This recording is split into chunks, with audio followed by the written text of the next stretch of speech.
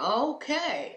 Hi, I just want to welcome everybody today to the Young People and the 21st Century Church series. I've got a great guest today in Xavier Davis. He's going to be joining me as we chat it up just a bit and talk about what young people are doing and what they are thinking, especially in this age and in this time as we are seeing a lot of the older people in our churches began to talk about the young people taking over and it being the millennials' chances and times.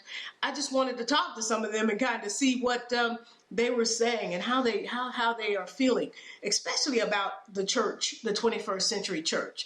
So just want to say hi to Xavier. Hello, Xavier.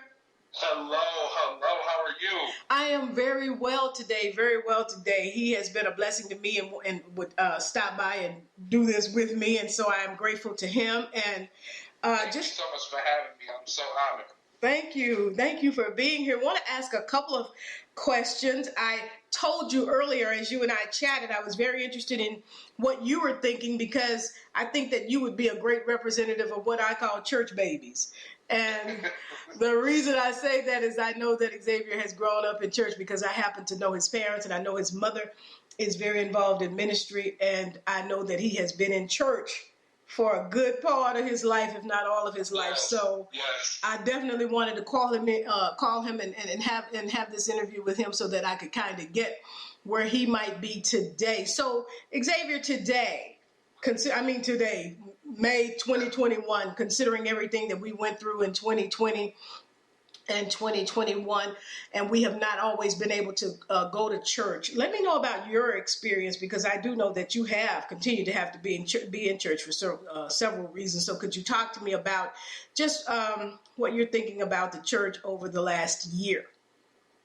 Yes, ma'am. So since the pandemic hit back in March of last year, when it really hit tough and heavy, I think it was something that definitely took the church by surprise, the church as a whole.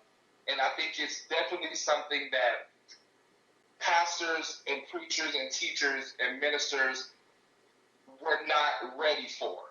Because in my lifetime, and I'm only 26, I'll be 27 in September, but in my lifetime, I have never seen a pandemic hit to where church is completely closed, to where we can't even assemble together on a Sunday or a Tuesday or Wednesday, whatever night you are at, whatever night your church has Bible class. So this is something that is, for me, the first time that I have ever experienced in my life.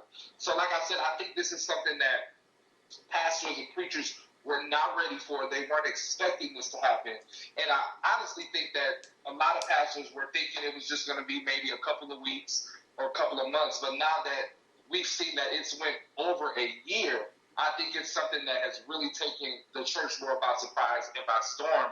I think I always say in a good and a bad way, because the bad part of it, I think, is that, like the Bible says, don't forsake the assembly of yourselves. And I think that part kind of hits heavy for a lot of people. But I think the good part of it is that pastors had an opportunity to go back and to reassess and to realign what they viewed as the church. So to make sure that they had everything that needed to be taken care of, if that makes sense.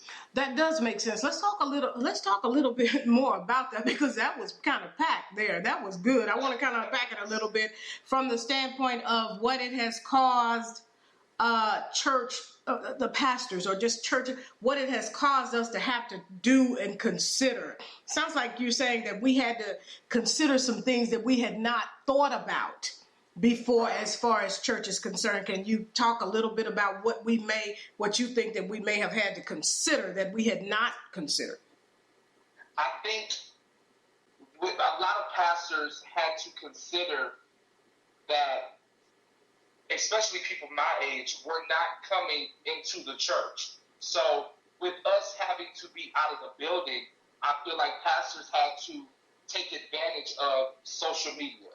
And I feel like they had to take advantage of the different modes of social media, for like Zoom, for instance, or Facebook Live. So people on social media, young or old, can see that the church is still going on, the church is still happening. But I think oftentimes pastors aren't considerate of the entire spectrum, if that makes sense. I feel like they only focus on the people that are in the building and not necessarily the people that are outside of the building. And, you know, a lot of times pastors are so focused on the four walls that they're not reaching outside of the four walls. And they're missing an entire generation of people because they're just so laser focused on one area. That's good. No, that's good. That's good. Okay, so let me just ask you this. Your friends, your age, do you think they're more appreciative that services are being offered online? Yes, and I can say from both sides because a lot of my friends that are in church have still continued to serve in the areas that they serve in because a lot of my friends work in either the music departments of their church or the media departments of their church. So they've been able to still serve, but and also a lot of friends of mine, I think, have appreciated the break in a sense because everybody's been on the go so much they haven't had a chance to breathe. And I feel like it's like a two-headed coin because the people who have been serving, they needed a break. They needed to take some time off to just get back to themselves, to take a breath, to be able to not have to worry about everything every single week, But I feel like for some, like me, for example, I haven't stopped serving ever since the pandemic hit. Okay. I've been going to church, still serving because we've been going live every Sunday and not having people in the building. And we're just slowly getting back into having people back in the building. So I feel like it's just a two-sided coin because my friends in my age group somewhat needed a break and some of them wanted to continue serving. So it's a good thing that they had the opportunity to still be able to go to church and still record their services if they're doing that or go live on Sunday mornings. But I feel like a lot of my friends were able to continue serving, or if they needed to, they could take a break too. Okay, let me ask you this.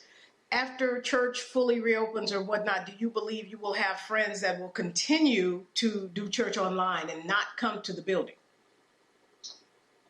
I feel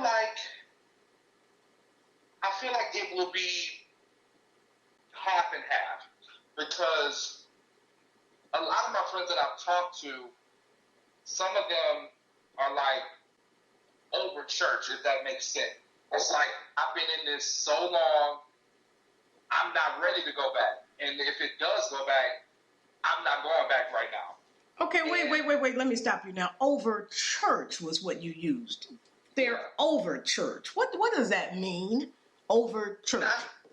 When I say over church, they're not necessarily saying they're over God, but it's just they're over the systematic parts of church, over the rigidness of church, over the what's the word I want to use? Over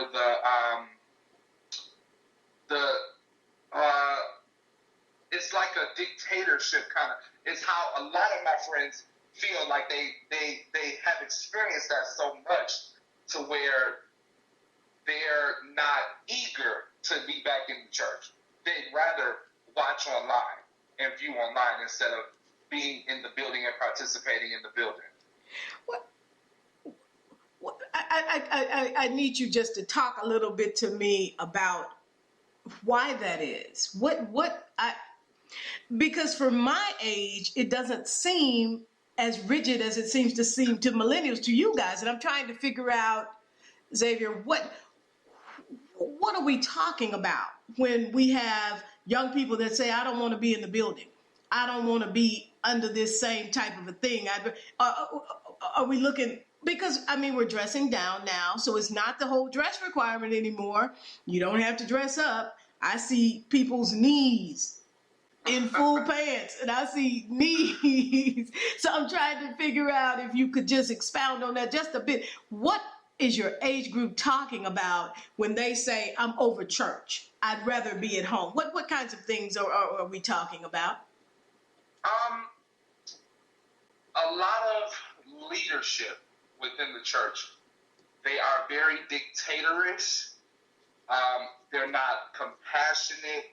A lot of them are not loving. They don't extend grace. They don't show compassion.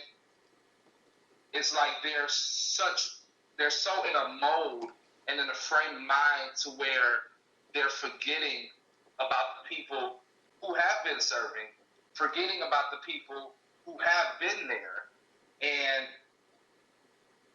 after a while, that passion for what they're doing kind of wears off because it goes back to a thing of appreciation. Because even though this is service unto God at the end of the day, we're still serving our local church, and we're still helping grow our local assembly. So if that is not always necessarily appreciated, that can withdraw a lot of people, and especially for my age group, it's like, I'm not appreciated. I don't have to do this. I don't have to be here. I could go somewhere else, or I could do something else. And you're not showing me that you're appreciative of me, so why do I need to be a part of this? You understand what I'm saying? So it's like a lot of the reasonings as to people saying they're over church is because a lot of times it may be leadership. A lot of times it may be the people within the church that they're just over trying to work with, over trying to serve with. They've been doing it for so long, nothing's changed about it. It's just the same way over and over. Since the pandemic hit, you're not trying to do anything different. And oftentimes my age group wants to see something lively, wants to see something spectacular, wants to see something great. But if we're still working with 2004's mentality, still working with 2004's mode of operation, it's like, why am I still a part of something that's not growing and not helping me? Well, give me just, if you can, and I don't even know if you can, but just give me what would the 21st century look like that would be appreciated by 30 somethings, 20 something. What is that church looking like? What kinds of things would we find if we walked into the doors of that church that would, make it feel better for this age group? What are we looking for? I think seeing more people our age serving. I think seeing just seeing a different side of people, not necessarily the drill sergeant in people, but seeing the loving side of people, seeing the God in you, if that makes sense. Because we know that God lives in you, but it's not always shown. It's not always seen on the outside, if that makes sense. No, that does make sense, and I hear that a lot. We hear that a lot. That is some of the problem with church. But let me just ask you about some of the foundations of any church, of the Church of Jesus Christ. Let me just kind of throw a couple of things at you. When it comes to prayer, what does that look like? Because there are certain things that are not going to die. They're not going away. We can't replace them. And there's just certain things that in order for us to be disciples of Jesus Christ, in order for there to be a church, there are certain things that we're going to just have to do. And I'm trying to figure out, what are they going to look like? Or what would you think that prayer, for instance, would look like? That the praise and worship, what would these things look like in a church that felt right for millennials, let's say? I think prayer, for me personally, like you said, I've been in church my entire life. Literally, when my mother was pregnant with me, they were moving into the new building. So I've been in church literally all my life, practically born on the pew. So for me, prayer is something that is a staple within church. It's something that is mandatory, in my opinion. I feel like it's something that is the backbone of the church. We have to have prayer within the church. I don't think prayer should ever be taken out. I think we need to get more. I think we need to be more involved with prayer, having more prayer times, having more prayer services and things like that. But that's another story for another day. Okay. But prayer, I think, is something that is essential. So I would have to disagree with the millennial who says that prayer shouldn't be in church. I think prayer should always be something that's going on within